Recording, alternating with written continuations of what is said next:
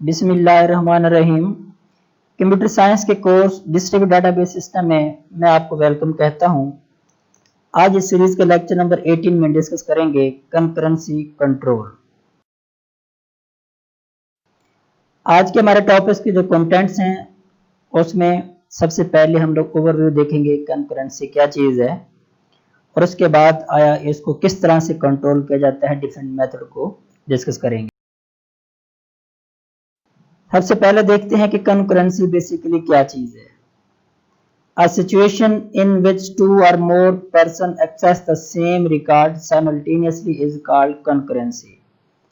Database में या distributed database में डिफरेंट लोग सेम टाइम के अंदर डाटा को जब एक्सेस करते हैं तो उस सिचुएशन को क्या कहते हैं, कंकरेंसी कहते हैं। मसलन डिस्ट्रीब्यूटेड डेटाबेस में सेम डाटा है, डिफरेंट लोग या डिफरेंट पर्सन डिफरेंट प्लेसेस से सेम डाटा को एक्सेस करने की ट्राई करते हैं, वो जो सिचुएशन है उस सिचुएशन को बेसिकली कंकरेंसी कहते हैं। Concurrency involve the synchronization of access to the distributed database such that the integrity of the database is maintain. Concurrency के कंसेप्ट से डाटा को या उसके एक्सेस को सिंक्रोनाइज किया जाता है ताकि डेटाबेस की जो इंटीग्रिटी और जो उसकी कंसिस्टेंसी है वो क्या हो सके, मेंटेन हो सके। इसका मतलब ये है कंकरेंसी को ओवरकम करके जब डिफरेंट लोग डाटा को एक्सेस करते हैं तो डिफरेंट लोगों के पास सेम डाटा के डिफरेंट वैल्यूज ना हो, बल्कि कंसिस्टेंट फॉर्म में डाटा हर एक यूजर तक इंडिविजुअली वो पहुंच सके। अब कंकरेंसी कंट्रोल क्या है, उसको किस तरह से कंट्रोल करेंगे।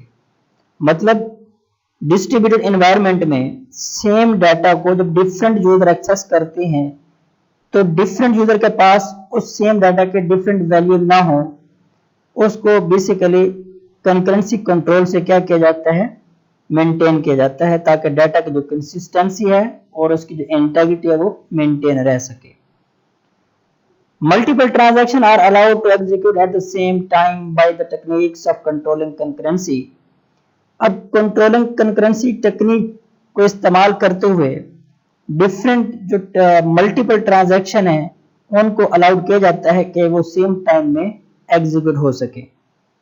The transaction are executed simultaneously without disturbing the properties of ACID।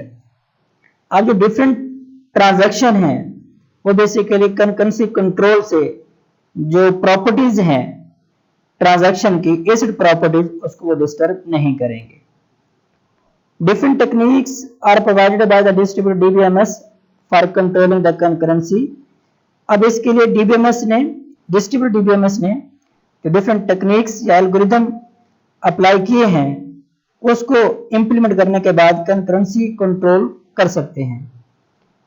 वो टेक्निक्स क्या है, locking based concurrency control protocol, time stamp concurrency control algorithm और optimistic concurrency control algorithm.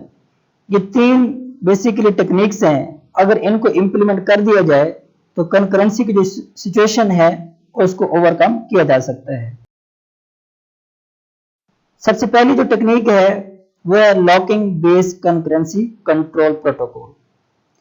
In order to decide whether a data item can perform read-write operation, a variable is connected to the data item, which is known as lock। अब locking base में होता क्या है, जो operation उस transaction में perform करना होता है उस ट्रांजैक्शन के साथ बेसिकली एक वेरिएबल कनेक्ट कर दिया जाता है जिसे लॉक कहते हैं। The possibility of using two transactions for locking a data item is identified by a lock of compatibility matrix। अब बेसिकली वो लॉक क्यों कनेक्ट किया जाता है, वो जो वेरिएबल है वो क्यों कनेक्ट किए जाते हैं। अब मल्टी एनवायरनमेंट में बेसिकली जो ट्रांजैक्शन आती है उस ट्रांजैक्शन को इंप्लीमेंट करने के लिए जो डाटा एक्सेस किया जाता है उसके साथ एक लॉक वेरिएबल अटैच कर दिया जाता है। अब इसका मतलब है जिस किसी यूजर ने उस डाटा को सबसे पहले एक्सेस कर लिया, उस डाटा को फर्दर या बाकी यूजर के लिए लॉक कर दिया जाता है।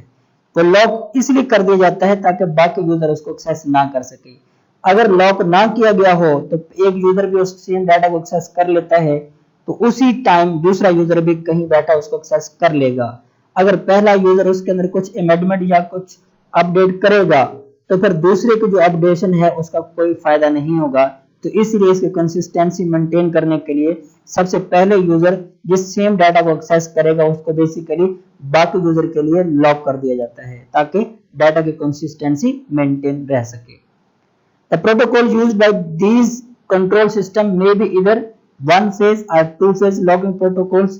अब ये जो लॉकिंग प्रोटोकॉल है वो वन फेज लॉकिंग प्रोटोकॉल्स को भी इंप्लीमेंट किया जा सकता है और टू फेज को भी किया जा सकता है। वन फेज लॉकिंग प्रोटोकॉल्स क्या चीज है? An item before it is used is locked by the transaction and once the item is used it is released। जो आइटम बेसिकली ट्रांजैक्शन है एक्सेस करना है और उसको लॉक कर दिया जाता है और जब वो इस्तेमाल हो जाए उसके बाद उसे रिलीज कर दिया जाता है ताकि बाकी यूजर बेस को एक्सेस कर सके। Concurrency as its core is provided by this method. इससे फिर क्या होगा, कंकरेंसी कंट्रोल की जा सकती है क्योंकि सेम टाइम में जब एक यूजर इसको एक्सेस कर रहा होगा तो फिर बाकियों के लिए वो एक्सेस नहीं होगी, तो उससे क्या होगा, कंकरेंसी मेंटेन हो जाएगी। टू फेज लॉकिंग प्रोटोकॉल्स क्या है? The unlock operation are proceeded by the first lock release operation। A particular transaction is divided into two different phase। अब इसमें क्या होगा, जो फर्स्ट फेज में जो लॉक किया गया होगा जब वो रिलीज होगा उसके बाद फिर सेकंड फेज आप इसको इंप्लीमेंट कर सकते हैं और इसको भी दो फेजेस में डिवाइड किया गया है। सबसे पहला फेज है ग्रोइंग फेज और सेकंड है श्रिंकिंग फेज। ग्रोइंग फेज क्या है? All the required locks are obtained by the transaction in the first phase and none of the locks are released। अब इस फेज में उस ट्रांजैक्शन से रिलेटेड जितने भी आइटम्स हैं, डाटा आइटम्स हैं, उसको क्या कर दिया जाता है, वो लॉक कर दिया जाता है ताकि कोई इसको एक्सेस ना कर सके। श्रिंकिंग फेज में क्या होता है? All the locks are released by the transaction in the second phase. अब सेकंड फेज में जब उस ट्रांजैक्शन की अपडेशन हो जाती है, वो डाटा इस्तेमाल हो जाता है, अब उसके बाद क्या कर दिया जाता है, उन सब लॉक्स को क्या कर दिया जाता है, रिलीज कर दिया जाता है। Every transaction that follows two-phase locking protocol is guaranteed to be serializable। अब इसमें हर ट्रांजैक्शन जो ये दो फेज लॉकिंग प्रोटोकॉल पे इंप्लीमेंट करते हैं तो गारंटी है कि आपका सिस्टम कंसिस्टेंट फॉर्म में होगा और कहीं उसकी इंटीग्रिटी वो वेस्ट नहीं होगी, या मतलब उसकी कंसिस्टेंट फॉर्म में आपका डेटाबेस होगा। सेकंड जो टेक्निक्स है वो है time stamp concurrency control algorithm. In order to coordinate with the current access of the data item, the timestamp of a transaction is used। Basically, timestamp concurrency control की techniques क्या है? एक ऐसी technique जब भी कोई यूजर उसको access करता है किसी सेम डाटा को, उसको एक टाइम अलॉट कर दिया जाता है। अब उस टाइम में उस ट्रांजैक्शन डाटा को मॉडिफिकेशन या जो भी उसने ऑपरेशन परफॉर्म करना है वो ऑपरेशन परफॉर्म करेगा। उसके बाद जब नेक्स्ट ट्रांजैक्शन आएगी उसको सेकंड टाइम असाइन किया जाएगा, फिर जो थर्ड ट्रांजैक्शन आएगी उसे एक थर्ड टाइम एक उसे वो अलाउ किया जाएगा। अब उसमें ये होगा जो सबसे पहले ट्रांजैक्शन आएगी उसको जो टाइम दिया जाएगा तो सेकंड आने वाले ट्रांजैक्शन को क्या कर दिया जाएगा, अलाउड नहीं होगा जब तक वो पहले जो टाइम स्टैम्प अलाउड कर दिया गया है जब तक वो ट्रांजैक्शन कमिटेड फॉर्म में नहीं आ जाती। The starting time of a transaction is demonstrated by the unique identifier timestamp of a database management system। अब इसमें एक यूनिक आइडेंटिफायर जिसे timestamp कहते हैं वो database उसको क्या करेगा, मैनेज करेगा। As per the direction of the timestamp, the transaction are committed। अब इसी timestamp के अकॉर्डिंगली ट्रांजैक्शन जो होगी वो committed होंगी। According to the first in first out principle, the transaction are committed। तो सबसे पहले ट्रांजैक्शन आएगी उसको जो पहला timestamp अलाउड होगा वो जब तक कंप्लीट नहीं होगी तो फिर सेकंड को एंटरटेन नहीं किया जाएगा। अब इससे क्या होगा, इससे ये होगा जो पहले ट्रांजैक्शन आएगी डेटाबेस उसको टाइम स्टैम्प अलाउड कर दिया गया होगा, जब तक वो कमिट नहीं होगी तो सेकंड को फिर अलाउ नहीं होगा, उससे फिर डाटा की कंसिस्टेंसी मेंटेन रह जाएगी और कंकरेंसी जो है वो कंट्रोल हो जाएगी। In according the age of transaction the serializable schedule are generated by the time stamp based concurrency control techniques. अब इससे फिर क्या होगा, जो फर्स्ट इन फर्स्ट आउट के बेस पे आपका जो कंसिस्टेंसी है वो बेसिकली डेटाबेस की मेंटेन होगी। Some of the algorithm associated with the time stamp based concurrency control are. अब इसमें कुछ एल्गोरिथम जो इस्तेमाल होते हैं उसमें कुछ एल्गोरिथम ये basic time stamp ordering algorithm, उसमें conservative time stamp ordering algorithm है और multi version algorithm based time stamp है। ये बेसिकली दो ऑर्डर हैं। Serializability is implemented by the following some of the rules timestamp। अब उसमें जो डेटाबेस की कंसिस्टेंसी या सीरियलाइजेबिलिटी है वो किस तरह से मेंटेन होगी, वो कुछ रूल हैं। सबसे पहला जो रूल है वो है एक्सेस रूल।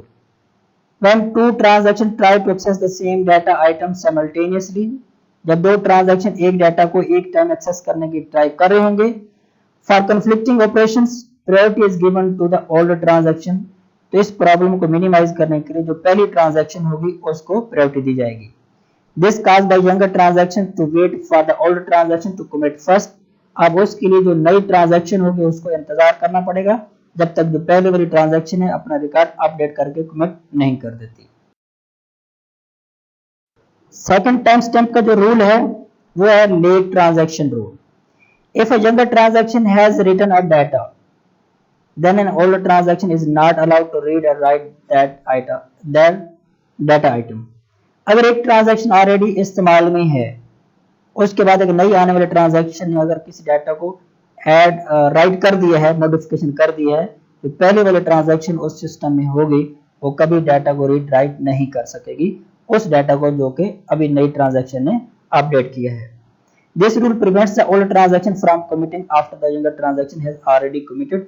अब इससे क्या होगा, जो पुरानी आपकी ट्रांजैक्शन है वो जो नई ट्रांजैक्शन ने उसको कमिट किया होगा उसको प्रिवेंट करेगा। Younger transaction rule। A younger transaction can read or write a data item that has already been written by an older transaction।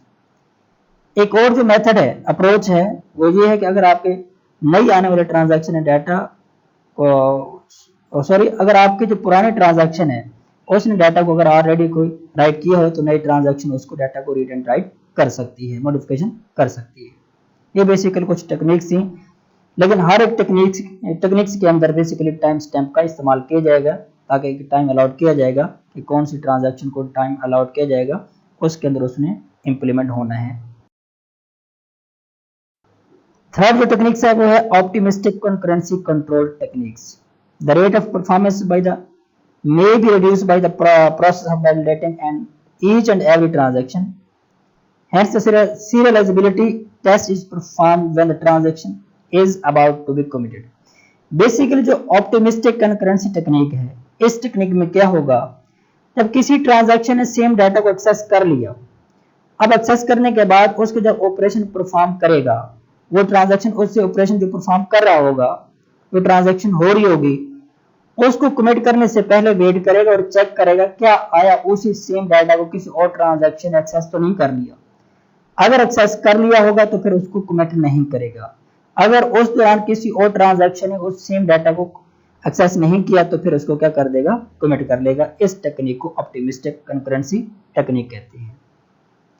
This enable to reduce the probability of aborting non serialized transaction. अब इससे क्या होगा, आपके जो non consistency है वो क्या हो जाएगी, उससे बच जाएंगे। This technique is known as optimistic concurrency control algorithm. इस टेक्निक को ऑप्टिमिस्टिक कंकरेंसी कंट्रोल एल्गोरिथम भी कहते हैं। This algorithm is implemented by segregating the life of transaction into 3 different phase. अब इसमें एक पूरी जो ट्रांजैक्शन है उसके लाइफ साइकिल को बेसिकली 3 पार्ट्स में डिवाइड किया गया है। वो कौन से हैं, वो ये हैं। सबसे पहले एग्जीक्यूशन फेज है। The data item are moved to the memory by transaction and then they are operated। वो जो डाटा आइटम है वो बेसिकली मेन मेमोरी में उसको मूव किया जाएगा और उसके बाद उसको ऑपरेशन परफॉर्म किए जाएंगे। देन क्या होगा, validating phase. The change to the database has to pass the test of serializability and this is ensured by the performance check the transaction. अब इसमें जब आपके ऑपरेशन परफॉर्म हो जाएंगे, डाटा को कमिट करने से पहले वैलिडेट किया जाएगा क्या उस सेम डाटा को किसी और ट्रांजैक्शन ने उसको एक्सेस तो नहीं किया जाएगा। अगर उसका टेस्ट क्या है, पॉजिटिव है, मतलब किसी और ने एक्सेस नहीं किया, तो फिर उसको नेक्स्ट फेज में जाकर कमिट कर देंगे। वरना फिर क्या होगा, सेम डाटा को अगेन वो फेच करेगा और फिर अगेन उसको परफॉर्म कर देंगे, क्योंकि सेम डाटा में उसकी वैल्यू चेंज होती रहती है। Commit phase, the data item after modification is return back to the memory. अगर उसकी वैलिडेशन ठीक होगी तो फिर ऑपरेशन के बाद उसकी अपडेशन को बेसिकली क्या कर दिया जाएगा, कमिट करके मेन मेमोरी में भेज दिया जाएगा। मुझे उम्मीद है आपको कंकरेंसी का जो टॉपिक समझ आ गया होगा। अगर आपको वीडियो अच्छी लगी तो आप मेरे YouTube चैनल को सब्सक्राइब भी कर दें, बेल आइकन पे प्रेस कर दें और वीडियो के बारे में आप अपनी राय का इजहार जरूर कीजिएगा। चलिए मिलते हैं नेक्स्ट वीडियो में, तब तक के लिए अल्लाह हाफिज।